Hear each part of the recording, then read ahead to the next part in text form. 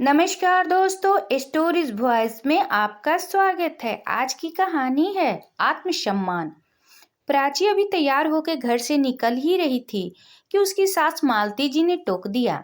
बहू, कहाँ जा रही हो? प्राची ने बहुत विनम्रता से जवाब दिया, माँ जी, पापा की तबीयत बहुत खराब है। माँ बहुत घबरा रही है, उन्हें देखने जा रही हूँ। यह कहकर प्राची बिना जवाब का इंतजार किए घर से बाहर निकल गई। मालती जी को उसका व्यवहार अच्छा नहीं लगा, लेकिन पिता की बीमारी की खबर सुनकर वो चुप रह गई। प्राची जल्दी से घर पहुंची तो देखा पापा का खांसी की वजह से बुरा हाल था। प्राची ने माँ से कहा, मैंने आपसे पहले ही कहा था कि पापा को किसी अच्छे डॉक्टर को दिखा लेते हैं। खांसी बढ़ती जा रही है, लेकिन आप दोनों किसी को सुनते ही नहीं हैं। तुम पापा को संभालो, मैं ऑटो लेकर आती हूँ। हम बड़े हॉस्पिटल चलेंगे। प्राची पापा को लेकर अस्पताल पहुंच गई। वहां डॉक्टर ने उन्हें एक इंजेक्शन लगा दिया, जिससे उन्हें कुछ आराम मिला। डॉक्टर ने प्राची से कहा, देखो, अभी तो हम इन्हें एडमिट कर रहे हैं, कल इनके सारे टेस्ट करेंगे, उसके बाद ही ठीक से इलाज शुरू होगा। प्राची पापा का एडमिट कराकर घर पहुंची तो उसके पति अमित की उसकी प्रतीक्षा कर रहे थे। अमित ने जाते ही प्राची से पूछा, कैसे हैं पापा? तुम तो उन्हें देखने गई थी, कितनी देर लगा दी? तुम्हें पता है ना, माँ से खाना नहीं बनता। आज सब भूखे बैठे हैं। कम से कम पापा को सोचती, अपने घर ही जाकर बैठ गई। यह सुनकर प्राची की आंखों से आंसू छलक उठे। उसने किसी तरह अपने आप को संभालते हुए कहा, पापा की तबीयत बहुत खराब थी, उन्हें हॉस्पिटल में एडमिट करा कर आ रही हूँ। आप सब बैठिए, अभी मैं 10 मिनट में आप सबके लिए खाना बना देती हूँ। यह सुनकर अमित को गुस्सा कुछ शांत हुआ। उसने कहा, नहीं, रहने दो, खाना मैंने बाहर से ऑर्डर कर दिया है। तुम बस माँ के लिए एक दो रोटी सेक देना, वो बाहर का नहीं खाती। तुम जाकर नहा लो, हॉस्पिटल से आई हो। प्राची को अमित का उसका केयर करना अच्छा लगा। वह जल्दी से नहाने चली गई। नहाकर उसने माँ जी के लिए खाना बनाकर उन्हें परोस दिया। वह जल्दी जल्दी खाना बना रही थी। उसका मन पापा की ओर लगा था। पता नहीं अब कैसे होंगे। वह फोन करना चाह रही थी। सब काम जल्दी से निपटा कर वह छत पर चली गई। वहां उसने फोन को लगाया। माँ, अब कैसी तबीयत है पापा की? माँ ने कहा, बेटा, तेरे जाने के बाद तो इनकी तबीयत और बिगड़ गई थी। इनके खांसी के साथ खून भी आ रहा था। डॉक्टर ने तुरंत सारे टेस्ट कर लिए, सुबह तक रिपोर्ट आ जाएगी। मेरा मन बहुत घबरा रहा है, तू अभी आ सकती है क्या? प्राची ने कहा, ठीक है माँ, मैं आती हूँ। तभी माँ ने कहा, अरे मेरा दिमाग तो काम नहीं कर रहा है, तू इतनी रात को कैसे आएगी? तू सुबह आ जाना। और एक काम कर देना, मेरे पास चेक बुक है, सुबह 10,000 जमा करने हैं, तभी इलाज शुरू होगा। तू मेरे से चेक लेकर बैंक से पैसे निकाल कर यहाँ जमा करा देना। कुछ देर बात करके प्राची नीचे आ गई। उसने देखा सब सोने जा चुके हैं। वह रसोई में जाकर काम निपटाने लगी। आज उसे अपना बचपन याद आ रहा था।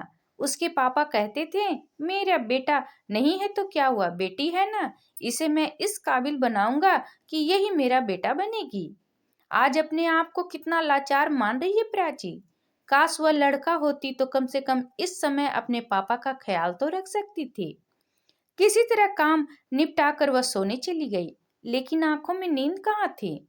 उसने कहा, अमित गहरी नींद में सो रहे थे। सुबह वह जल्दी उठ गई। सबके लिए नाश्ता बनाकर अमित का लंच पैक करके वह निकलने के लिए तैयार हो रही थी। तभी उसने देखा कि उसकी अलमारी में 10,000 रुपये पड़े हैं, जो अमित ने परसों घर खर्च के लिए दिए थे।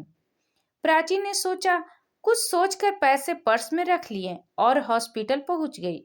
वहां उसने पैसे जमा करा दिए। पापा के पास पहुंची तो देखा पापा कुछ ठीक लग रहे हैं। वे प्राची को देखकर मुस्कुरा दिए। तभी माँ ने कहा, बेटा, ये चेक ले जा, बैंक से पैसे निकाल कर जमा करा दे, तभी रिपोर्ट मिलेगी। प्राची ने कहा, माँ, पैसे मैंने जमा करा दिए थे, अभी घर जाऊंगी तो बैंक से निकाल लूंगी।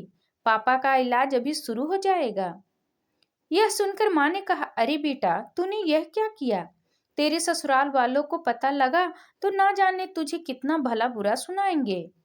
प्राची बोली, माँ, तुम चिंता मत करो, मेरे पास घर खर्च के पैसे थे, अभी बैंक से निकाल कर वापस रख दूंगी। मुझे शाम को जाना है शॉपिंग करने अमित के साथ। प्राची कुछ देर वहां रुककर चेक लेकर बैंक पहुंच गई। बाहर गार्ड ने उनसे पूछा, भैया आज बैंक बंद है क्या? गार्ड ने कहा, बहन जी आज दूसरा शनिवार है, कल इतवार है, अब तो बैंक सोमवार को ही खुलेगी। यह सुनकर प्राची के पैरों तले जमीन खिसक गई। कहीं अगर अमित को पता लग गया कि घट खट के पैसे पीहर में दे आए तो उसका जीना मुश्किल हो जाएगा। वह डरती डरती घर पहुंची तो उसने देखा उसकी सास मालती जी गुस्से में बैठी थीं।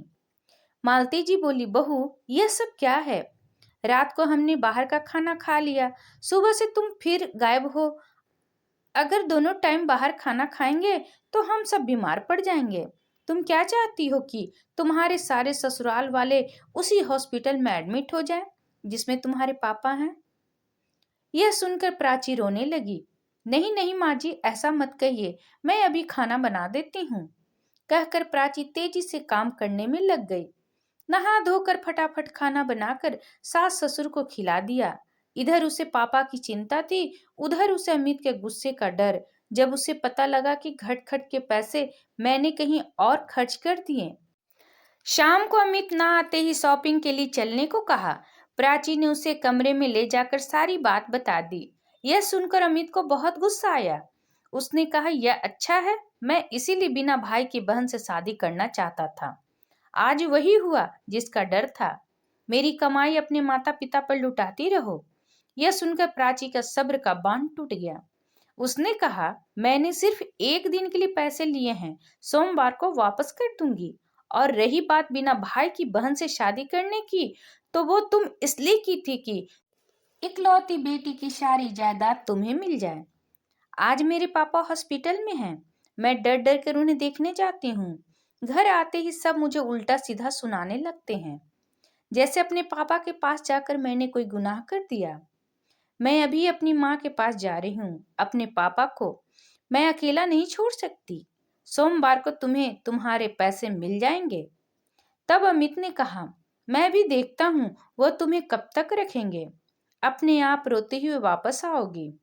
प्राची ने जवाब दिया, उसकी नौबत नहीं आएगी। मेरे पापा ने मुझे इतना काबिल बना दिया कि मैं अपना और अपने माँ बाप का पालन पोषण अच्छे से कर सकूं। यह कहकर कविता एक बैग के कपड़े लगाकर पीहर की ओर चल दी। आज उसे ऐसा लग रहा है जैसे वह बेटी होने की कैद से आजाद होकर पापा का बेटा बन गई है। अब वह केवल माँ पिताजी का सहारा बनेगी। अपने घर पहुंचकर उसने बैग रख दिया और सीधा हॉस्पिटल पहुंच गई। माँ के पूछने पर उसने कुछ नहीं बताया। उसने कहा, चिंता मत करो माँ, अमित मुझे यहाँ रखकर पापा की देखभाल करने के लिए कहा है। यह सुनकर माँ बहुत खुश हो गई। अगले दिन पापा की रिपोर्ट आ गई। उसमें लंग्स में इन्फेक्शन था। उसी समय उनका इलाज शुरू हो गया। सोमवार के दिन प्राची ने 10,000 रुपये अपने ससुराल भिजवा दिए। कुछ ही दिनों में उसके पापा ठीक हो गए। प्राची ने इसी बीच एक नौकरी ढूंढ ली थी। जब उसके पापा घर आ गए तो उसने सारी बात उन्हें बता दी। पापा ने कहा, बेटा हम अपना ध्यान रख लेंगे, तू अमित से बात करके वापस लौट जा। प्राची बोली, पापा मैंने घर आपकी वजह से नहीं, अपने आत्मसम्मान के कारण छोड़ा है। अब मैं बेटा बनकर आपकी सेवा करूंगी, आप परेशान न हों। प्राची का यह फैसला आपको कैसा लगा कमेंट करके जरूर बताएं। अगर पसंद आए तो प्लीज लाइक एंड सब्सक्राइब करना ना भूलें। इसी तरह और भी कहानी सुनने के लिए कृपया बेल आइकन बटन को दबाना ना भूलें।